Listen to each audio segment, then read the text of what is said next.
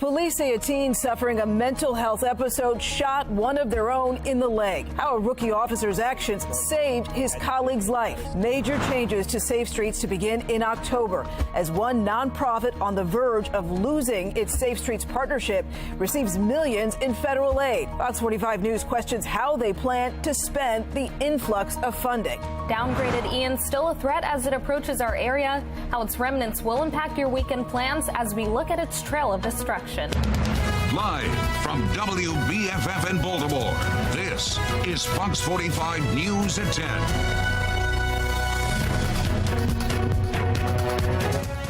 Good evening, I'm Maxine Stryker. And I'm Rielle Creighton. We are following four big stories tonight. An officer's life-saving actions in the line of duty, the tense moments leading up to an East Baltimore shooting. Nearly $2 million are headed to nonprofits aimed at preventing violence in the city. But how exactly will that money be used? A pair of doctors caught up in a Russian espionage plot, why one expert considers our area to be a global epicenter for spies. And, of course, Ian makes its way up the coast. The remnants of that storm starting to arrive in Baltimore tonight. Taking a live look at Fells Point as we are expecting the downpours to start soon. We could be in for a pretty gloomy weekend. Meteorologist Jasmine Lomax is standing by to track Ian's movements over the next few days here. More on that in just a moment, but first we begin with that chaotic scene in East Baltimore. A city police officer shot, and a fellow officer's immediate reaction is being called life-saving. Fox 45's Keith Daniels is following this story for us. Keith. Well, Maxine and Rielle, we're told the prognosis in this case is good, and they say that officer's quick actions is part of the reason why. Tonight, a Baltimore City police officer recovering at Johns Hopkins Hospital after being shot while on duty. Deputy Commissioner Rich Worley at the hospital later confirming the officer is out of surgery and stable. Earlier, Worley at the scene telling us how the officer was shot in the leg during a struggle with the shooter and how another officer jumped into action to help the injured officer. The officer has a gunshot wound to the thigh. The second officer, who, by the way, is an officer who's in field training, applied the tourniquet and probably saved the officer's life. He has non-life-threatening injuries. He's being treated at a local hospital. The shooting happened at about noon on East Chase Street near Asquith Street. We don't do that around here. This is something new. Rose Early was stunned after multiple shots rang out inside her usually quiet neighborhood. One of those bullets hitting the officer.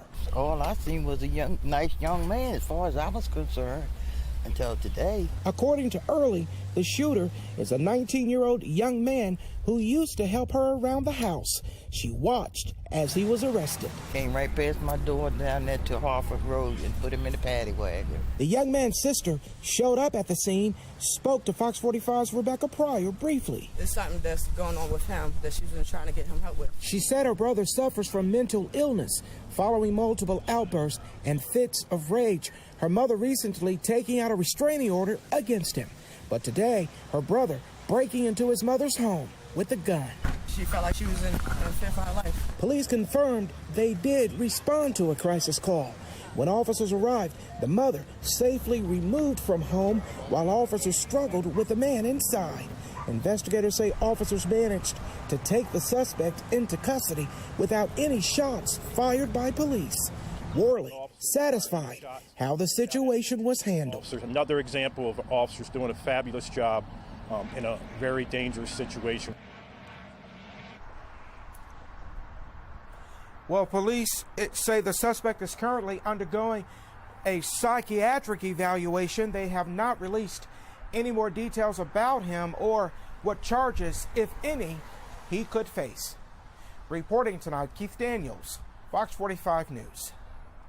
Keith, thank you. Well, we have seen a series of violent outbursts against police over the past year. In June, a Baltimore police sergeant was hit by a car twice and dragged several feet while trying to complete a routine traffic stop.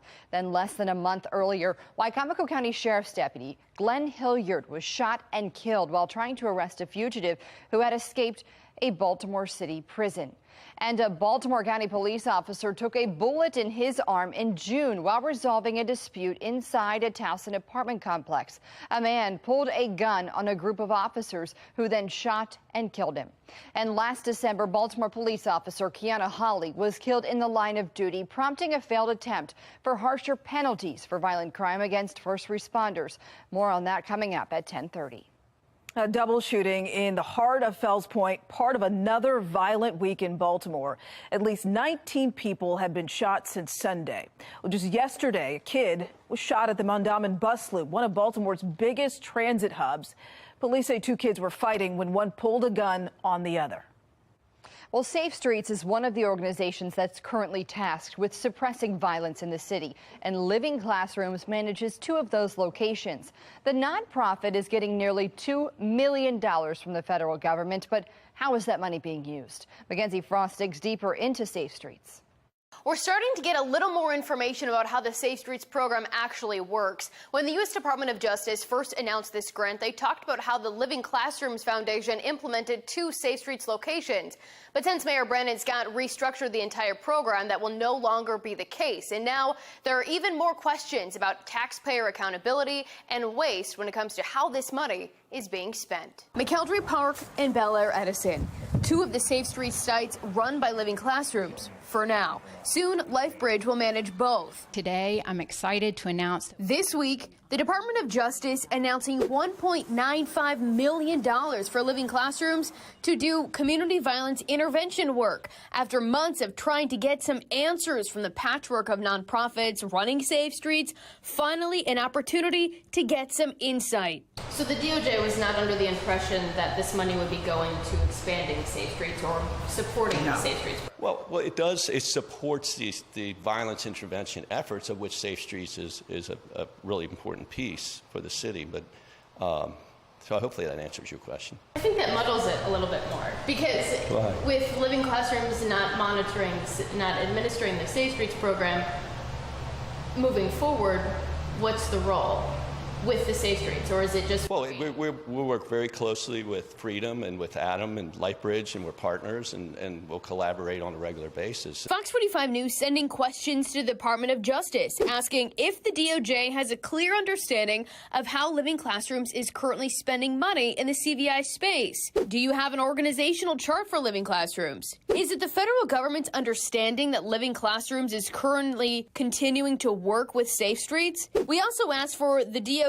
to provide the grant application from Living Classrooms, but the federal government ignored the questions. This is a federal problem. This is a city problem. And ultimately, it's the citizens of Baltimore that are going to be affected by this. David Williams, a taxpayer protection advocate, is pouring more money into a group that has been part of a program cloaked in confusion is problematic. There are a lot of concerns. With LifeBridge and Catholic Charities soon to be overseeing Baltimore's flagship violence prevention program, it's unclear how much money the city will be spending on Safe Streets in the future, as well as the role of nonprofits like Living Classrooms, who say they plan to continue their work in this arena. Are there new contracts in place to continue this partnership? Yes, with Monsi. You should ask Monsi, but yeah, Monsi is contracting with LifeBridge and Catholic Charities, right? With Living Classrooms, or will there be new contracts? Not directly in administering a Safe Street site. Right, but in the CVI ecosystem. Yeah, we look forward to doing more. This is a federal problem. This is a city problem. And ultimately, it's the citizens of Baltimore that are going to be affected by this. When questioned about the future contracts with the city, the mayor shirks direct answers. It's been a week since we heard about the Safe Streets stuff, the reorganization. Are we any closer on getting information on how much these new contracts will be worth? So, Mackenzie, I think you know this very well. Contracts go through the Board of Estimates, and that's when it comes to the public. I don't know how many times we have to tell you that. We might have to give you guys another lesson on how city government works. Board of Estimates is where the public sees contracts, and that's how we're transparent. Quite frankly, trust in the Board of Estimates really has dropped. The mayor's non-answer prompting us to send him even more, including asking if he's hiding something about the Safe Streets program. The mayor's office refusing to answer. The change to the new management is set to begin in October. How much money the city will be spending for Safe Streets and others still remains unclear.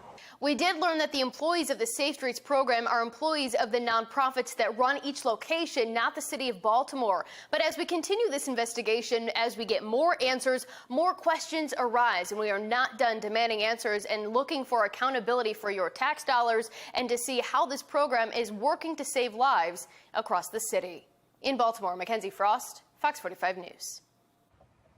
The judge overseeing City State's Attorney Marilyn Mosby's federal charges is proposing sanctions on her defense team. While arguing against a gag order requested by federal prosecutors, Mosby's defense included private responses from potential jurors, which is not allowed. The federal judge is ordering Mosby and her attorneys to refile on Monday. They also have to explain why they should not face punishment for breaking the rules. The second part is due on October 7th.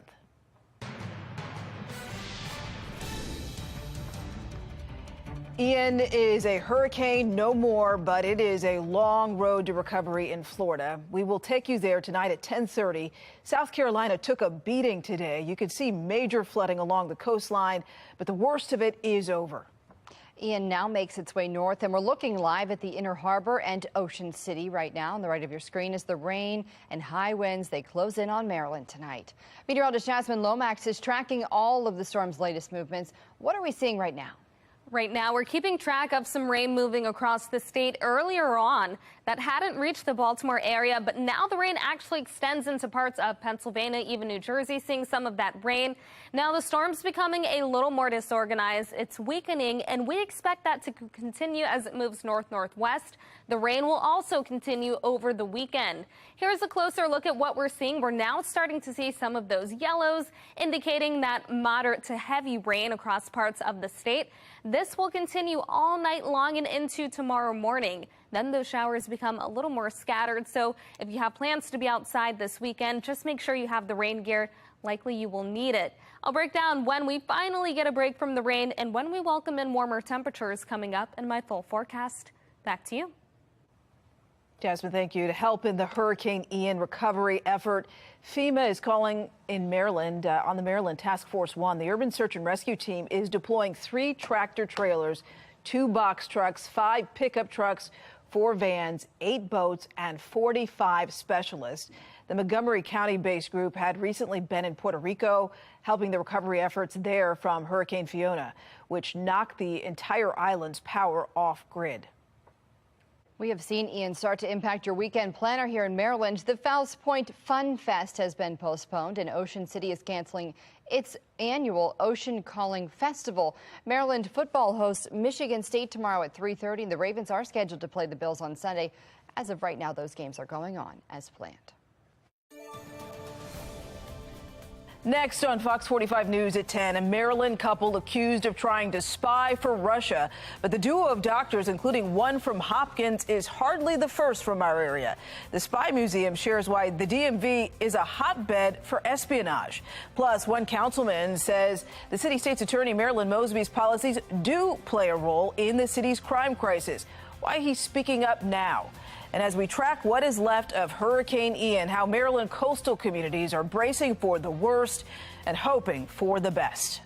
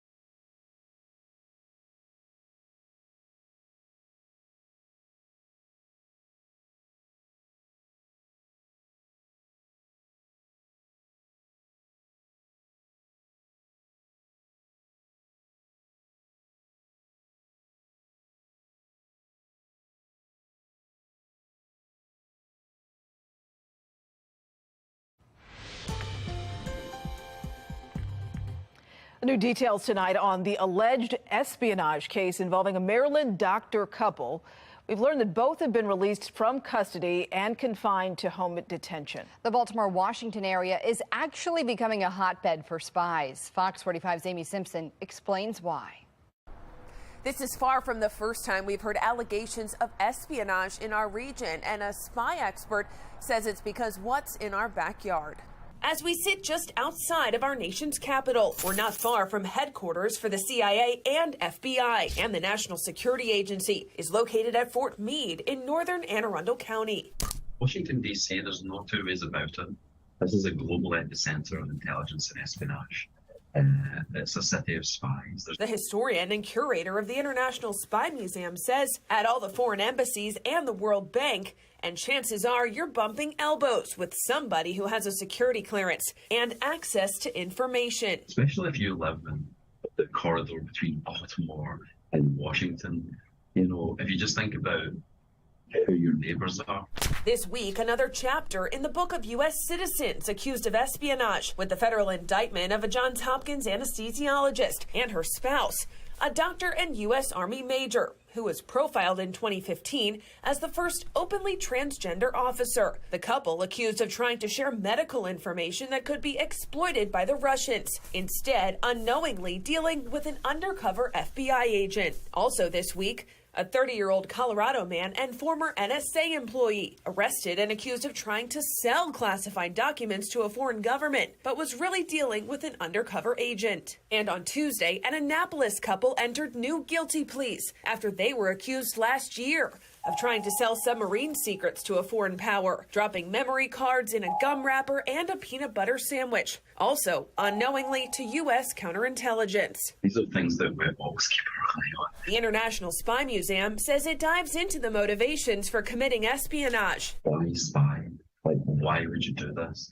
And this is one of the major things that we look at. The most common reasons fall into the acronym MICE. Money, ideology, coercion, and ego. And for those questioning if there are spies among us, this expert says in this region, it's not a matter of if, but how many. Are there spies among us? I think that's throughout history, that's always been the case. It just depends on the amount. As for the pair of doctors accused of trying to share private medical information with the Russians, yesterday a judge ordered the pair to give up passports and any weapons, also ordering them to wear monitoring devices that will trigger an alarm if they go within 5 miles of an airport. Amy Simpson, Fox 45 News. Another potential espionage case in Maryland took a turn this week. A U.S. Navy nuclear engineer from Annapolis and his wife are pleading guilty to conspiracy charges. Prosecutors say Jonathan Toby abused his top secret government access, sending a package of Navy documents to a foreign government. His wife, Diana, has been accused of acting as a lookout. A plea deal was rejected by a judge last month who at the time said a 13-year sentence for Jonathan was too lenient. All right, now let's take a live look at M&T Bank Stadium. Two of the NFL's top offenses are set for a showdown this weekend as the Ravens host the Bills. Lamar Jackson and Josh Allen. It should be fun, and the Ravens may have some good injury news. This could be the week we see left tackle Ronnie Stanley back out on the field. He is listed as questionable for Sunday's game. That kickoff is scheduled for 1 p.m. Rocco DeSangro will have more ahead on Sports Unlimited. Looks like the Orioles won't be leaving Camden Yards anytime soon. The team plans to renew its lease with the Maryland Stadium Authority at the end of this year. The Orioles are celebrating their 30th year at the park. Team owner John Angelos recently addressed the team's future, committing to staying in Baltimore long term. The Federal Reserve's preferred measure of inflation just came out worse than expected. I'm Atrell Nashar with how this could generate even more pain for the economy. Justice Ketanji Brown Jackson makes history once again. How the first black woman on the Supreme Court continues to break barriers. And we're keeping track of rain moving across the state. It continues tonight and then throughout the weekend. We've got more rain on the way tomorrow and on Sunday with temperatures in the 60s. But drier weather and warmer temperatures are in sight. I'll let you know when to expect those coming up in my Weather Authority forecast.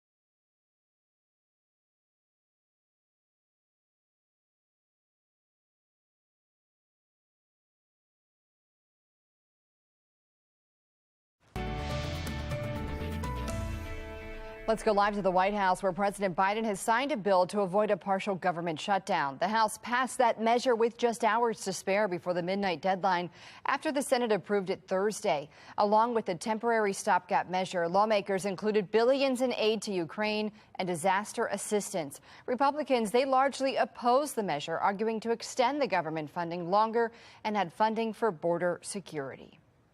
Well, another day to forget on Wall Street. All three major indexes down more than 1.5%.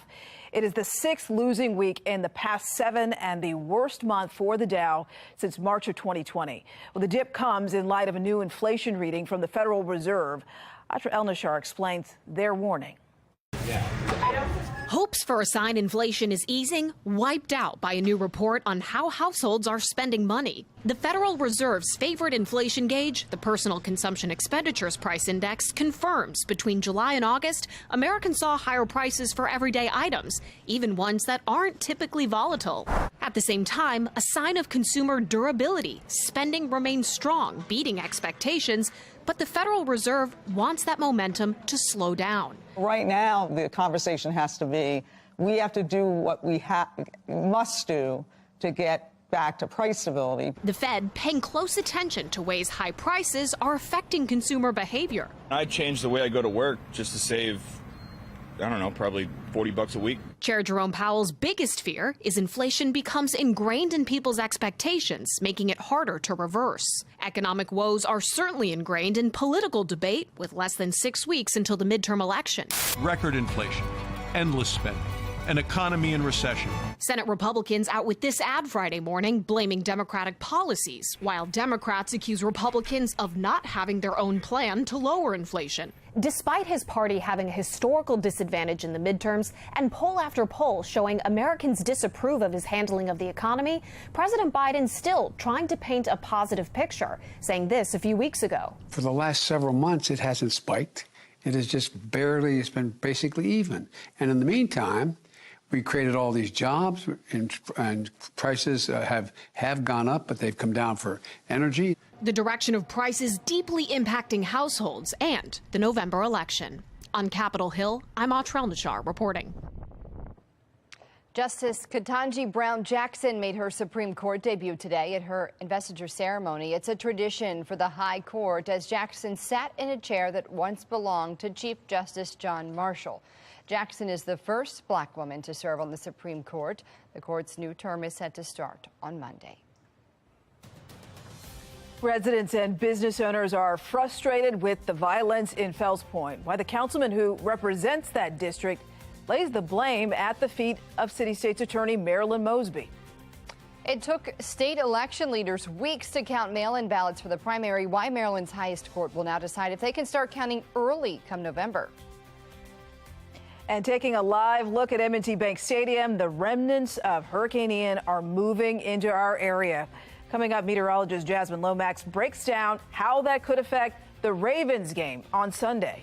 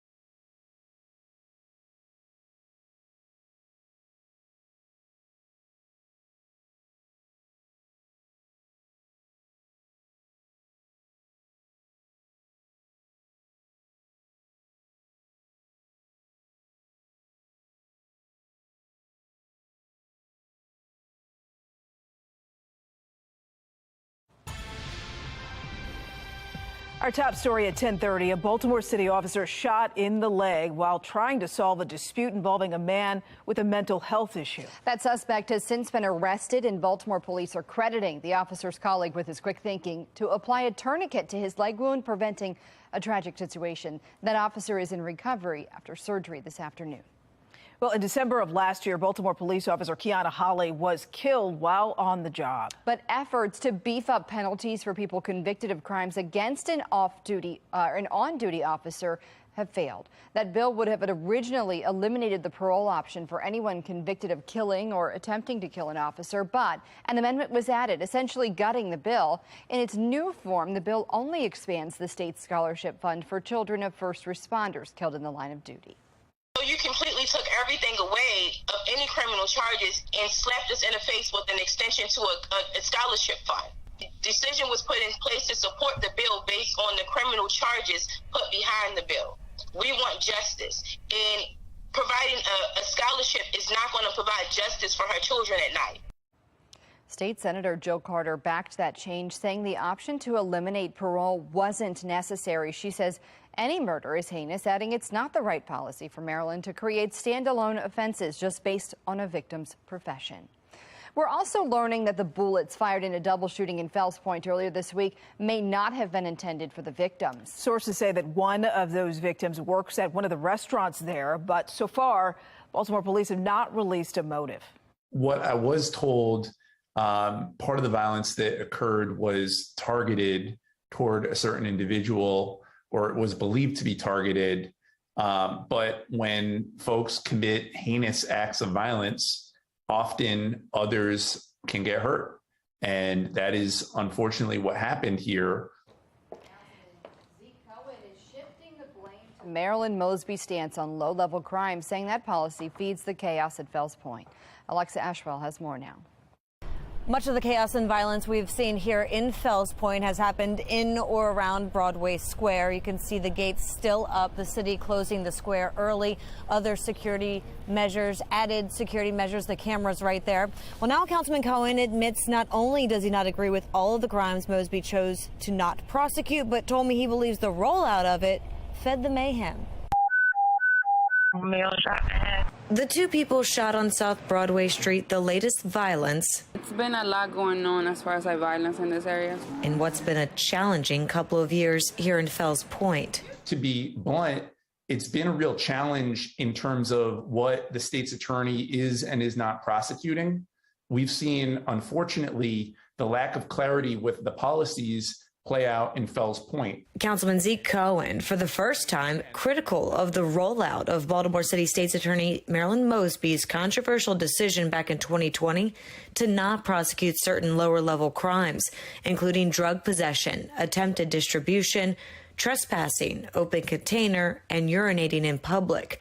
Crimes that have been playing out here in Fells Point and even led to a group of restaurant owners threatening to withhold tax money. Whether or not folks agree with the policies, there are some that I think make sense in terms of treating addiction like a disease. There are others that, in my opinion, don't make sense. And we saw things like criminal trespass and public urination that just are not fair to our communities and do cause there is a victim to that crime.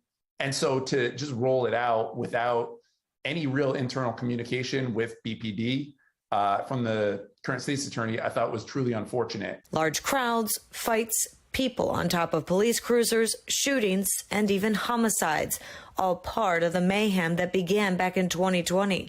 But Cohen, then not critical of Mosby, her policy change, or the rollout of it, rather remaining quiet and rejecting invitations to a Fox 45 News town hall to discuss the problems in Fells Point and any potential correlation between the two. Political analyst John Dede, I look at it as a political move. Weighing in on the timing. In the primary, he did endorse Ivan Bates, who has opposed a lot of the Mosby policies on this. The other thing is this. There's going to be a city council president race in 2024. Nick Mosby's currently in the job, and there has been rumors for some time that Zeke Cohen would run for that seat. Cohen saying his motive is to push for better communication and a clearer path. it is incumbent on Mr. Harrison and Mr. Bates, and of course, Mayor Scott, to be in a good communication pattern to make sure that they are clear internally around what the policies are going to look like, and that those policies are translated all the way down the line. Actions he believes will help address the chaos in Fells Point. We've been keeping in touch with police on the latest with this investigation. At last check, the man was listed in critical condition at an area hospital. The department has not released any suspect information. No arrests have been made. Reporting in Fells Point, Alexa Ashwell, Fox 45 News. Maryland's High Court will hear gubernatorial candidate Dan Cox's lawsuit regarding counting mail-in ballots before Election Day. It was a practice first implemented in 2020 through an executive order from Governor Larry Hogan, and Cox says that executive order is unconstitutional and should no longer be valid. Election observers say waiting on the results could diminish public confidence in the election.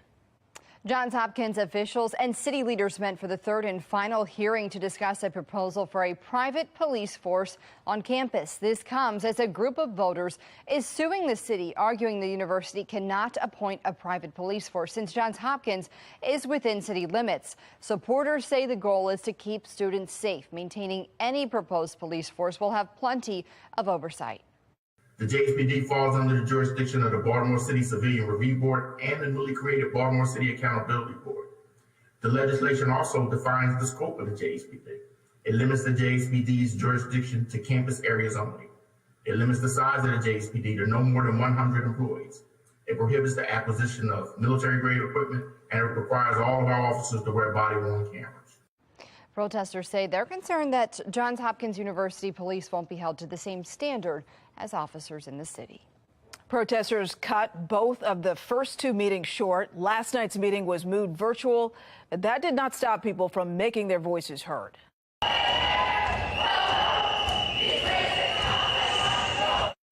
Protesters argue university police already go beyond their reach, saying the addition of more officers will do more harm than good. Here's what's next. A 30-day city council review and comment period takes place before JHU agreement with city police is finalized. JHPD officer recruitment and training would begin next spring, and it wouldn't be until the fall of 2023 that officers are actually deployed. You can see our complete reporting on foxbaltimore.com, including a look at crime surrounding Hopkins campuses.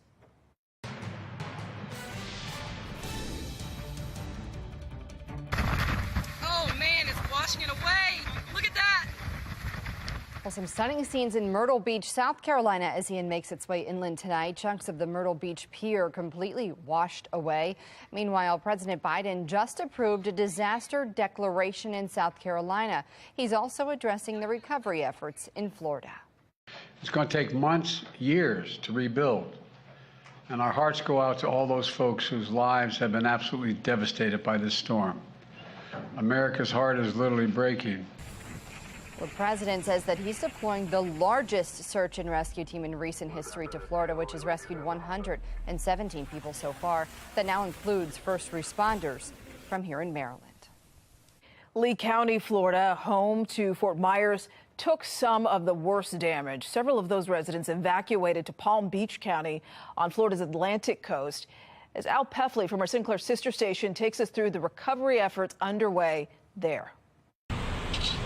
We are considering definitely working with Lee County and others to put displaced residents up. Yes, I think it's a great possibility that we will have people stay with us. Palm Beach County Administrator Virginia Baker says the county is making plans to provide temporary lodging and meals for up to 300 people from the Fort Myers area who've lost their homes in Hurricane Ian. She says the county will probably house them in a building or buildings at the South Florida Fairgrounds. We are all Floridians, and I think it is our duty to help one another in time of need. Baker says the county does not plan to house the hurricane victims in a tent at the fairgrounds. We are still in hurricane season. And the last thing we want to do is set up Tent City, be hit with another hurricane, and these individuals are traumatized twice. Baker says the county is waiting to learn from the state how many people will be coming to Palm Beach County. She says the state and FEMA will share in the cost of housing and feeding the hurricane victims. She says there will also be children coming, and they will need to attend school in Palm Beach County. I believe that our schools will step up to the plate. Sleeping on cots at the South Florida Fairgrounds may not be the most luxurious option, but it could be a blessing for hurricane victims left devastated by the storm. I think that's a fantastic idea. There's going to be so many people that, one, don't have homes to go back to. Mickey Rickey, a Cape Coral resident, is one of the people who might stay at the South Florida Fairgrounds. She and her husband and her 97-year-old mother had to evacuate before Hurricane Ian hit, and they're staying in a hotel in West Palm Beach. I think that would be a terrific idea. I mean, obviously, it's not the best of accommodations. You know, people would much rather have privacy and whatnot, but I think having a place to go and sleep and food to eat and water to drink is certainly a great thing that you can offer to, folks like myself. She says they may be able to stay with relatives in Atlanta, but she's not sure yet. If I did not have family to go to, I would 100% absolutely consider it, because where else can you go? There's nowhere to go in Southwest Florida right now. The county administrator says it's not clear yet when the hurricane victims will arrive, how many are coming, and how long they will need to stay, but she says the county will do whatever it takes. Near West Palm Beach, Florida, Al Peffley reporting. Next on Fox 45 News at 10, the lingering danger on military bases, the toxic chemicals the Defense Department knows about but still hasn't cleaned up. And after being disrupted by protesters several times, Johns Hopkins held its final meeting about its proposed police force, when those officers could start patrolling campus. And we're keeping track of rain and breezy conditions across the state, all from what's left of Ian. I'll let you know how long this rain sticks around and how much we could see coming up in my Weather Authority forecast.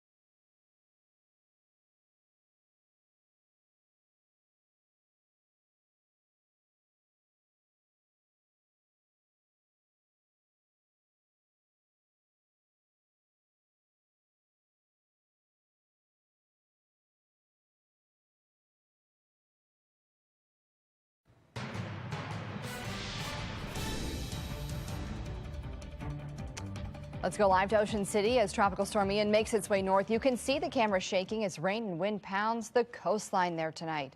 Let's check back in with Jasmine now for what's in store here this weekend.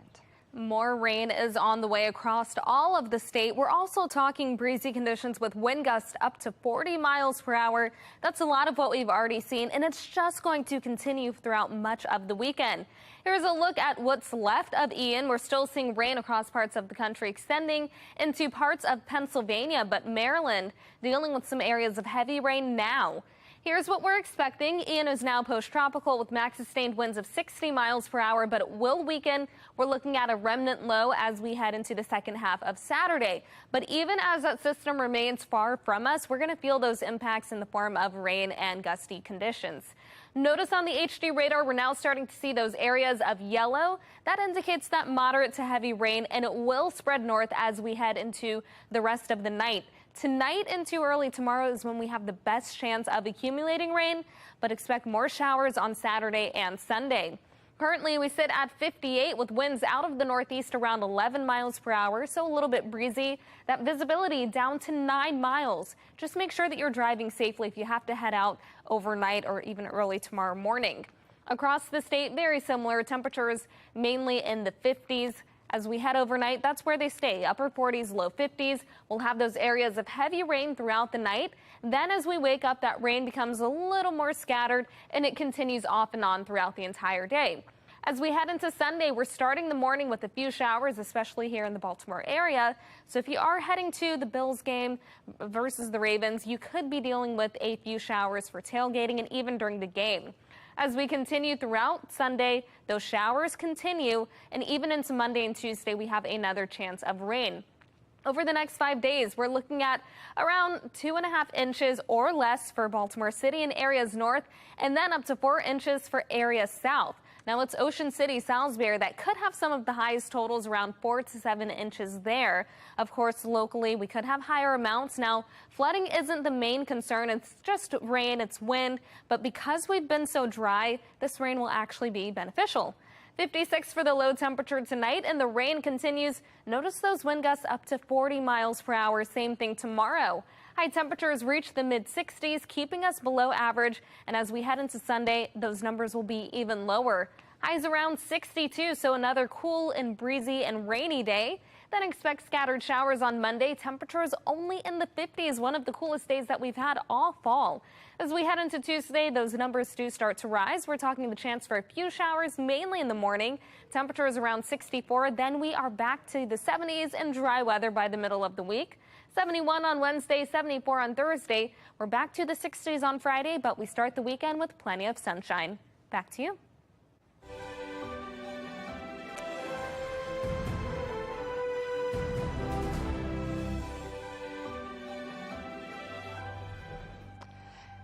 We count on the military to protect us from enemies, but there's a growing threat internally on U.S. bases. There's a toxin that could be a huge harm to human health. And despite years of knowing about the risk, most bases haven't started to clean up. Spotlight on America's Chris Daniels explains.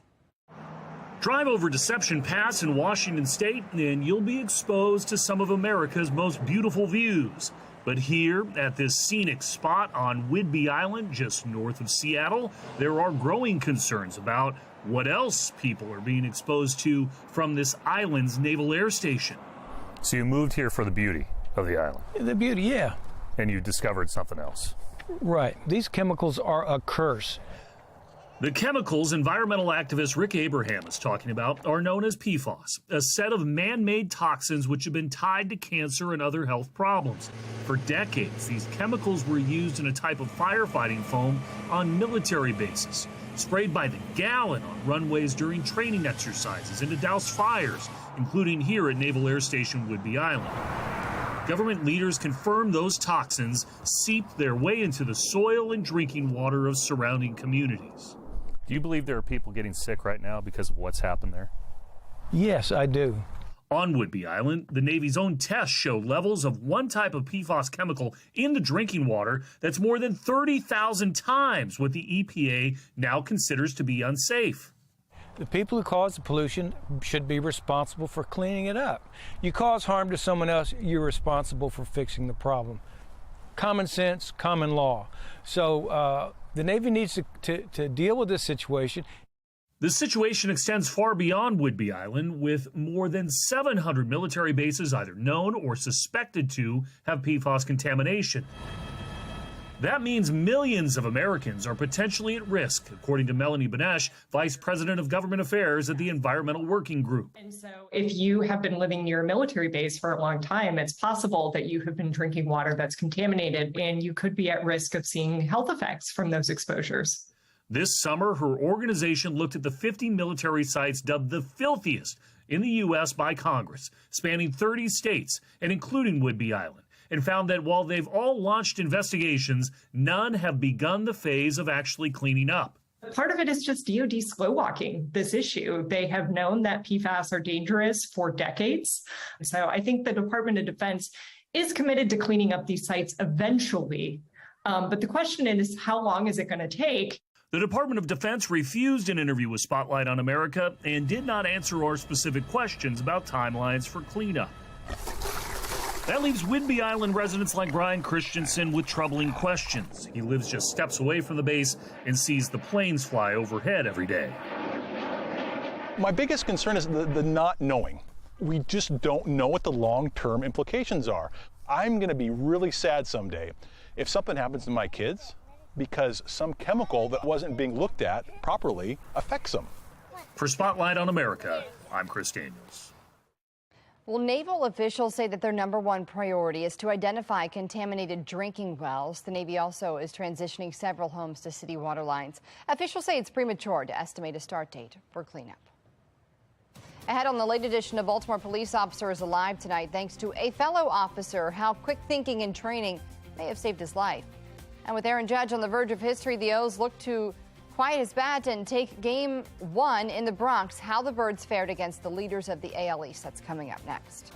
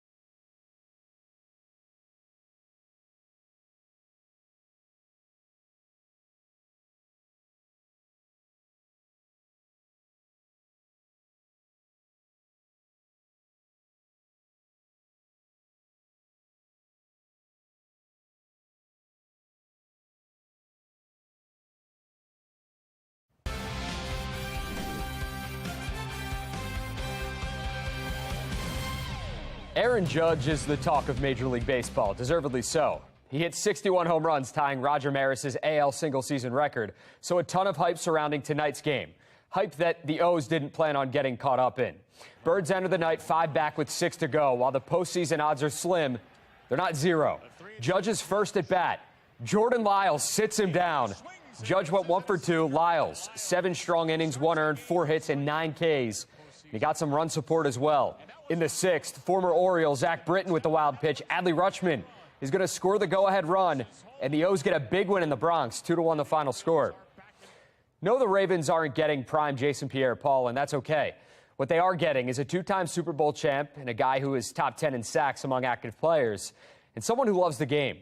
Justin Houston is dealing with a groin injury, and he's doubtful for Sunday's game. If he can't go, Pierre-Paul and Odafe Owe will be the only healthy outside linebackers on the Ravens' 53-man roster. Asked if he'll be ready to play soon, this is what Pierre-Paul had to say. Yes, I'll be ready this Sunday. I'll definitely be ready. And it'll be up to the coaching staff as to whether or not Pierre-Paul plays, but hearing he's ready is definitely a great sign. Coming up with 5 to go, where the O's stand in the wild card race, plus JPP has won 2 Super Bowls. Why he feels like he can win another this year with the Ravens when Sports Unlimited returns. Montgomery County Urban Search and Rescue Crew is headed to Florida. How Maryland Force One is looking to help in the recovery efforts. And the Hollywood sign's getting a makeover. How many hundreds of gallons of paint it takes to make the century-old landmark look new.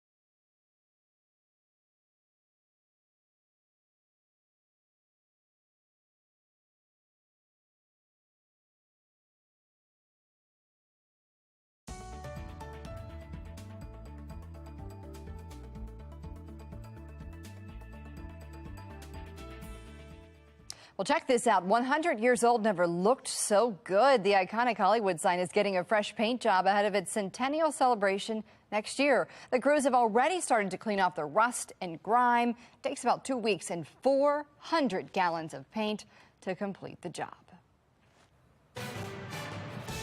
A Baltimore police officer is recovering after being shot in the line of duty. How a fellow officer's quick actions may have saved his life. As Hurricane Ian weakens as it moves up the coast, a crew from Maryland is headed in the other direction. How Maryland Force One is preparing to help in the recovery efforts. And Johns Hopkins University holds its final public safety meeting about its proposed police force when officers could first hit the streets. Live from WBFF in Baltimore, this is Fox 45 News Late Edition. We are taking a live look at the remnants of Hurricane Ian as that storm is now moving its way up the coast. That's Fells Point on the top left, Ocean City on the top right, Charlotte on the bottom left, and Myrtle Beach on the bottom right. Ian is going to dump rain on the Baltimore region all weekend long. Let's start with meteorologist Jasmine Lomax for a first look at the forecast. Jasmine. Thanks, Riel. That rain started earlier this afternoon, and it's continuing to spread farther and farther north. We're even seeing some areas of moderate and heavy rain now. Before it was just on the light side. But here's a look on the HD radar of what's left of Ian. Right now it is post-tropical, but max sustained winds still at 60 miles per hour. That's another thing that we'll be dealing with this weekend, not just the rain, but also the gusty conditions. Wind gusts could exceed 40 miles per hour in some areas. So again, this is what we're seeing right now. Then Ian does weaken to a remnant low as we head into Saturday, but we're still tracking rain across the region. This continues even as we head to Sunday. We're looking at that remnant low moving to the coast off the Atlantic. So we are continuing to see rain throughout the weekend and into next week. I'll let you know when we dry out and how much rain we could see coming up in my full forecast. Back to you. Now, a Fox 45 News Alert in 3, 2, 1. Well, the death count from Hurricane Ian is at least 17 now, and that number is expected to rise significantly the next several days as Florida starts to recover. To help in that effort, FEMA is calling in Maryland Task Force One. The Urban Search and Rescue Team is deploying 3 tractor trailers, 2 box trucks, 5 pickup trucks, 4 vans, 8 boats, and 45 specialists. The Montgomery County-based group had recently been in Puerto Rico, helping with recovery efforts there from Hurricane Fiona, which knocked the entire island's power grid offline. Red Cross volunteers from Maryland, they're also heading to Florida and are asking for donations to assist in the recovery. To donate, go to redcross.org. Turning now to a city in crisis, a chaotic scene in East Baltimore. A city police officer shot as his fellow officer springs into action to potentially save his life. Fox 45's Keith Daniels is following this story for us. Well, we're told the prognosis in this case is good, and they say that officer's actions is part of the reason why. Tonight, a Baltimore City police officer recovering at Johns Hopkins Hospital after being shot while on duty. Deputy Commissioner Rich Worley at the hospital later confirming the officer is out of surgery and stable. Earlier, Worley at the scene telling us how the officer was shot in the leg during a struggle with the shooter and how another officer jumped into action to help the injured officer. The officer has a gunshot wound to the thigh. The second officer, who, by the way, is an officer who's in field training, applied the tourniquet and probably saved the officer's life. He has non-life-threatening injuries. He's being treated at a local hospital. The shooting happened at about noon on East Chase Street near Asquith Street. We don't do that around here. This is something new. Rose Early was stunned after multiple shots rang out inside her usually quiet neighborhood. One of those bullets hitting the officer. All I seen was a nice young man as far as I was concerned until today. According to Early, the shooter is a 19-year-old young man who used to help her around the house.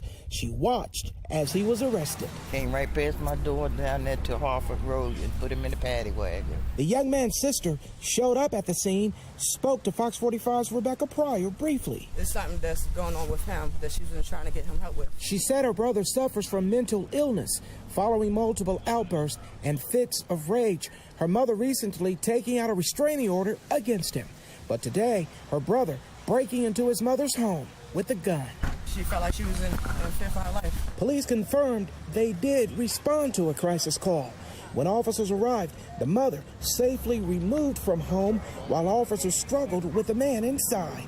Investigators say officers managed to take the suspect into custody without any shots fired by police.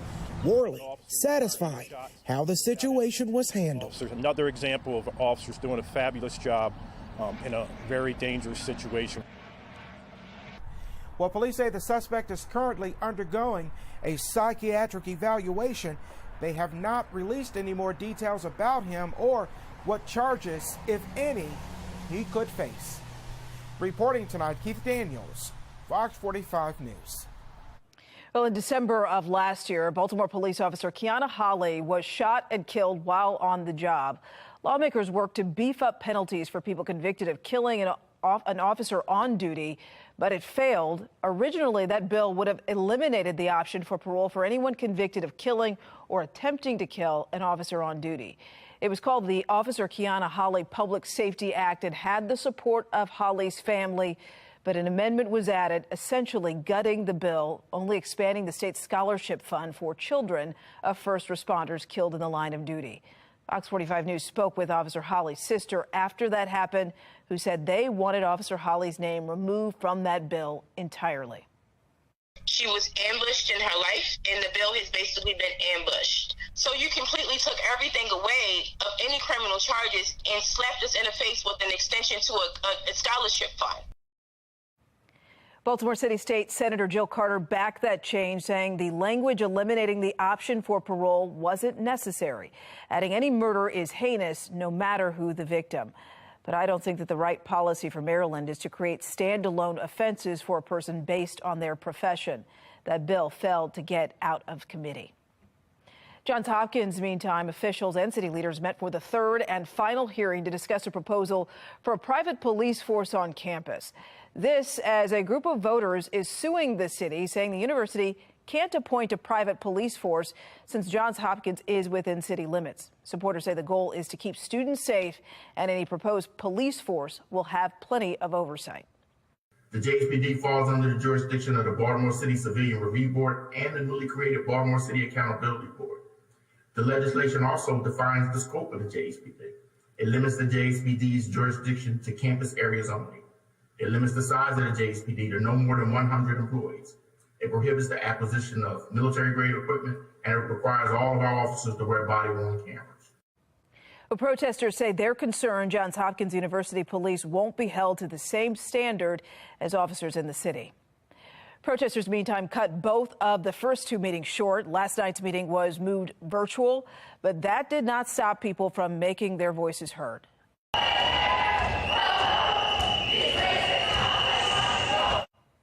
Protesters argue university police already go beyond their reach, saying the addition of more officers will do more harm than good. City State's Attorney Marilyn Mosby's defense team is facing sanctions, why a judge says her lawyers broke the rules. And while the Orioles likely won't make the postseason, the team has given fans plenty of reasons to cheer on the field, why a recent announcement has supporters celebrating off the diamond as well.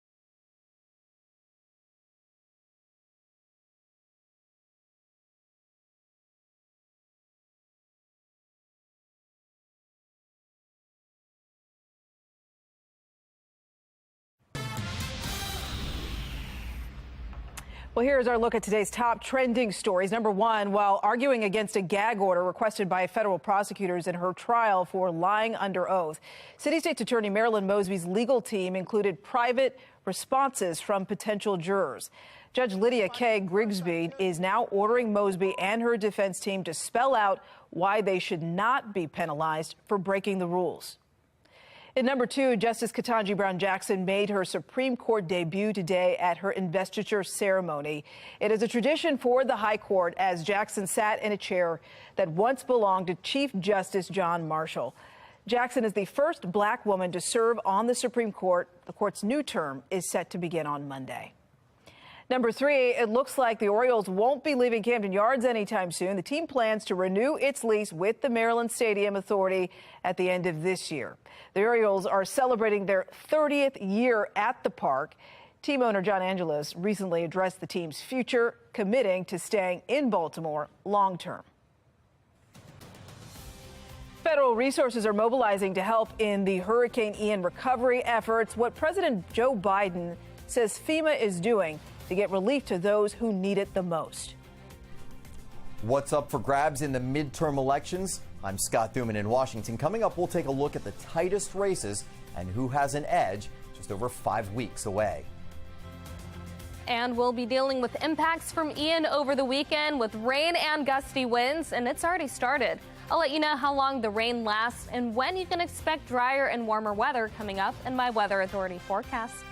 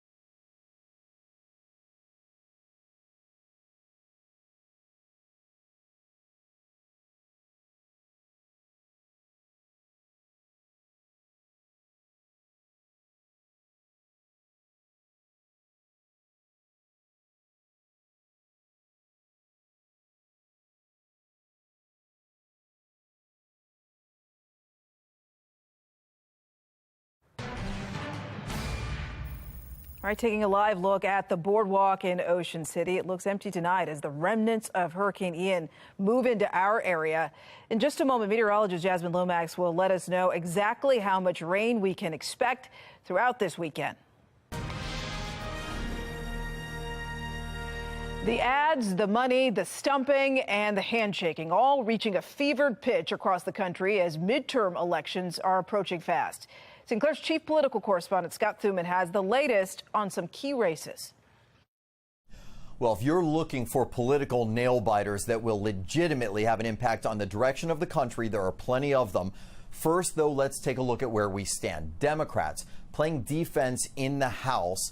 Republicans need to gain just 5 seats there to take control. And I spoke with Minority Leader Kevin McCarthy last week. They're very optimistic based on some early polling. Over in the Senate, it couldn't be any closer. Currently, it's a 50-50 even split in the upper chamber, and Democrats hold the power technically because, of course, they have the White House, and Vice President Harris serves as the tiebreaker in the Senate. So Republicans need to gain just 1 seat to take control. So let's stay in the Senate. Here are 10 of the most heated races to watch across the country. And if you believe the polling, aside from Colorado and New Hampshire, all of these matchups are within just a handful of points separating the two candidates. Extremely tight races. In other words, anything can happen. Now let's take a closer look at 2 states where Republican seats right now are up for grabs due to retirements. That is an opportunity for Democrats. In Ohio, you've got current House member Tim Ryan, who's trying to flip that seat. He's going up against author J.D. Vance, the Republican. He has the tiniest edge at the moment. Over in Pennsylvania, a nasty fight going on between Republican TV celebrity Dr. Mehmet Oz, who only slightly trails Lieutenant Governor Democrat John Fetterman. Over to 2 races where Democrats hold seats, but Republicans are threatening to flip. Adam Laxalt with a razor-thin lead right now to unseat Democrat Catherine Cortez Masto. And in Georgia, what a surprise race going on right now as Republican former football player with no political experience, Herschel Walker, is within striking distance of Democrat Senator Raphael Warnock. He just won that seat, by the way, in a runoff last year, and who prior to winning it had no national political experience himself. All of this making for a fierce 5 weeks until Election Day. On Capitol Hill, I'm Scott Thuman. Tomorrow's headlines now. The Baltimore County Police Department is hosting a young driver safety event at the Carver Center of Art and Technology in Towson from 8:30 to 1. Baltimore Rides Far is hosting 14-mile and 5-mile bus rides, as well as a 5K walk in order to raise money for autism research. Those begin and end at the T. Rowe Price campus in Owings Mills with check-in at 9. At 10, Maryland Legal Aid partners with Johns Hopkins and the Alliance of Black Women Attorneys to host an expungement clinic. That will be at the Turner Auditorium on the Johns Hopkins Medical Campus. We've seen Ian start to impact your weekend planner here in Maryland already. The Fells Point Fun Fest has been postponed, and Ocean City is canceling its annual Oceans Calling Festival.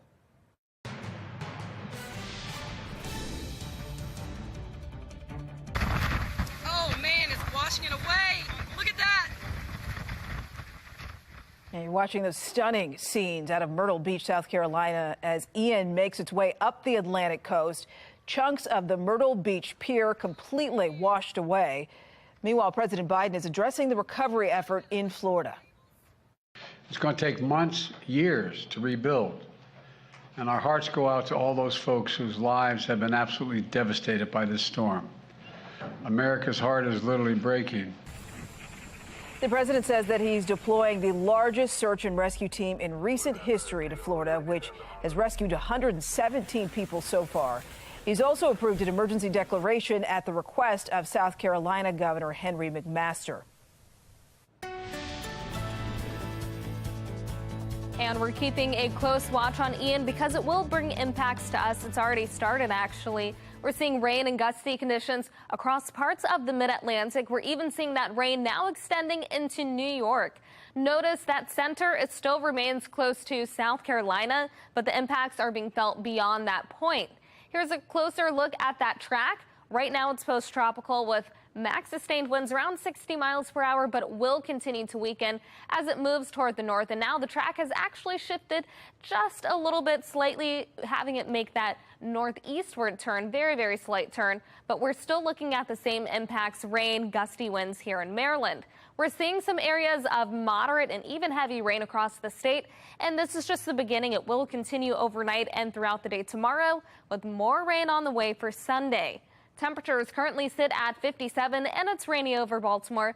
A little bit breezy as well with winds out of the northeast. And notice that visibility, that number has now gone down to 4 miles. So if you have to drive tonight or early tomorrow morning, just make sure that you're driving safely. Again, rain will likely impact your commute wherever you go tomorrow. Temperature is mainly in the 50s, but those numbers will drop to the upper 40s, low 50s overnight, and the rain will continue. We're still looking at that chance for areas of moderate or even heavy rain, and tonight will be the best chance for accumulation. We could be talking a couple of inches. As we head into Saturday morning around 8, 9 o'clock, we're expecting scattered showers. These continue off and on throughout the day. Then as we make our way into Sunday, we start the morning with a few showers. It does look rainy if you plan on tailgating for before the Ravens game. And then as we head into the second half of the day, we're still looking at that chance for more showers. Rain continues into Monday and even into Tuesday. So over the next 5 days, we're looking at 2.5 inches or less for Baltimore City and areas north, 2.5 to 4 inches possibly for areas south, including Anne Arundel County and parts of the eastern shore. Then the highest numbers near Salisbury and Ocean City, possibly up to 7 inches there. Now, flooding's not a major concern, but isolated flooding could be possible. With how dry we've been, the rain will actually be beneficial. 56 for the low temperature tonight. Then tomorrow, highs only in the mid-60s, low 60s on Sunday, 50s on Monday. Then we're back to the 60s with a few showers on Tuesday. We dry out as we finish out the week. Back to you. We all know that COVID-19 changed a lot of how we talk to people. But did you know it's also changed our personalities? I'm Liz Bonas. We will share a new study that might surprise you. It is just ahead.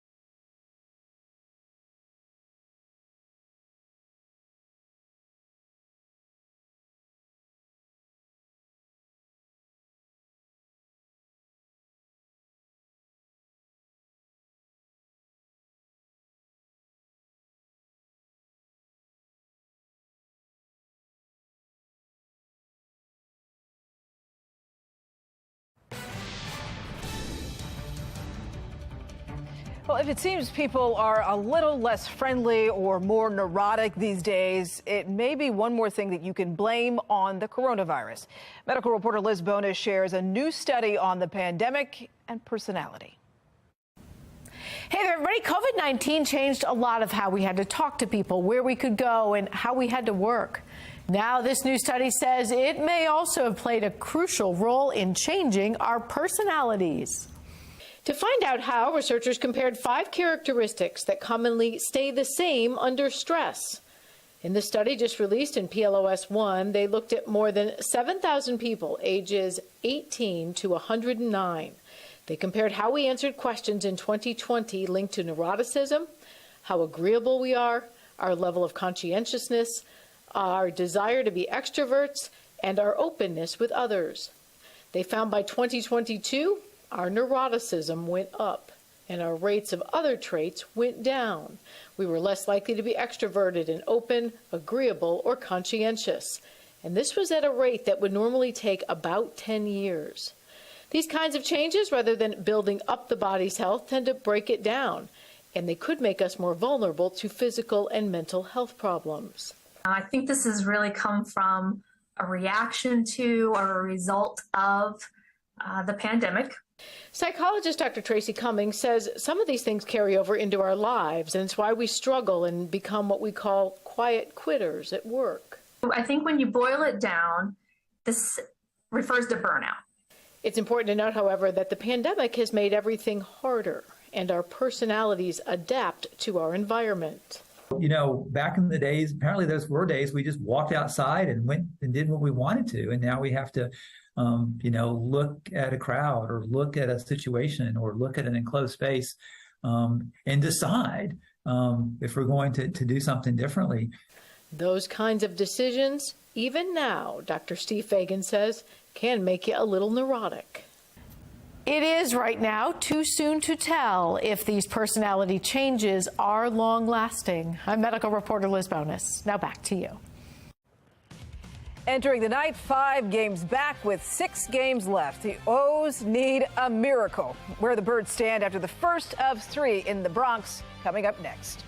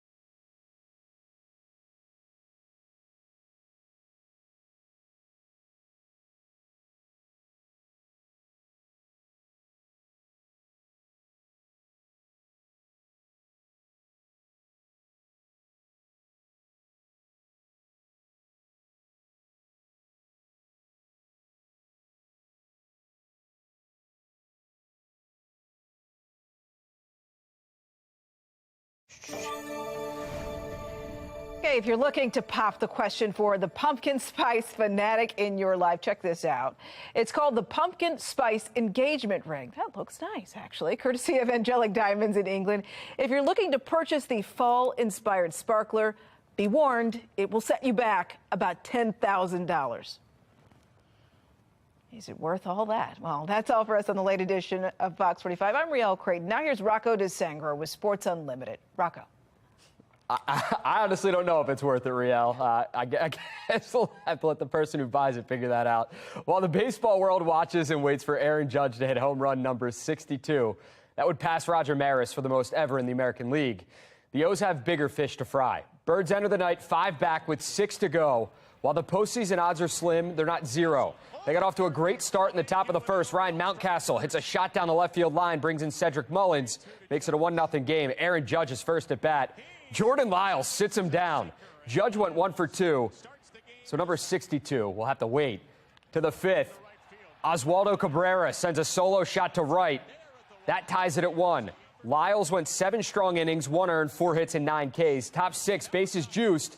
This one gets away from former Oriole Zach Britton. Adley Rutschman would score. Britton left the game shortly after with left arm fatigue. Bottom 9, 2 outs. DL Hall on the mound. And the rookie gets his first MLB save in the Bronx. What a moment for him. O's pick up a big 2-1 win, securing a non-losing record this season. Well, it just means that we exceeded expectations and that our guys, fought all year long, and we're not done yet. And just really happy with the effort with these guys all year, proving a lot of people wrong. Us older guys, we might not be here in the future, but this organization, the city of Baltimore is definitely in good hands. All right, here's how the wild card looks right now. O's fans, I need you to do me a favor and breathe. Toronto and Tampa Bay have both clinched. The Orioles, 5 games back. If Seattle wins tonight, they're playing right now. It's a West Coast game. The O's officially eliminated from the playoffs. If Seattle loses, Baltimore's postseason hopes are still alive. The Ravens released their Friday injury report ahead of Sunday's game. Ronnie Stanley was listed as doubtful last week, only to be downgraded to out. This week he's questionable. It's a step in the right direction. Stanley did not practice today due to rest. J.K. Dobbins, Marcus Peters, and James Prochet all expected to play. Justin Houston and Patrick McCarry both doubtful. With Justin Houston listed as doubtful for Sunday's game, the Ravens could very well be relying on one of their newest acquisitions to step up. Jason Pierre-Paul practiced with the team for the first time on Wednesday. Asked if he'll be ready soon, Pierre-Paul said, yes, I'll be ready this Sunday. I'll definitely be ready. He has the experience, 91.5 career sacks to show for it, 2 Super Bowl rings, and he feels like he can win another one with this team. This is what Pierre-Paul had to say today. Quote, the way they practice hard. The way they get after the ball, the way they communicate with each other. I think you have a pretty good shot, but it's hard work, end quote. The Ravens get back to work this Sunday at M&T Bank Stadium against the Bills. Kickoff scheduled for 1 p.m. How about some high school football action? Poly looking to move to 5-0 on the year, taking on Digital Harbor. And the Engineers got after it on both sides of the ball. Marquise Jones and Tyson Jones in on the sack. And the Engineers would go to work on offense. The give goes to Dale McDaniel, who finds the end zone from a few yards out. Then Nathan Gordon takes it around the right side and in for the score. Poly rolls in this one, 42-0 the final score. McDonough and Loyola Blakefield going at it. Eagles with a big lead in the 4th. Anthony Redfern gets his hand in there to break up what would have been a touchdown. McDonough takes over on downs. Eagles looking to add to their lead. Braden Palaz avoids the sack and gets it to Michael Tan for the big pickup on the play. Dons would get on the board late when Brad Seiss connected with Shane Elliott for the score. Eagles go on to win 21-10, the final score. This week's game between Winston-Salem State and Lincoln has been canceled. HBCU football on the CW will return next Saturday with a doubleheader. That's it for this edition of Sports Unlimited. I'm Rocco DeSangro. Thanks for watching and have a great night.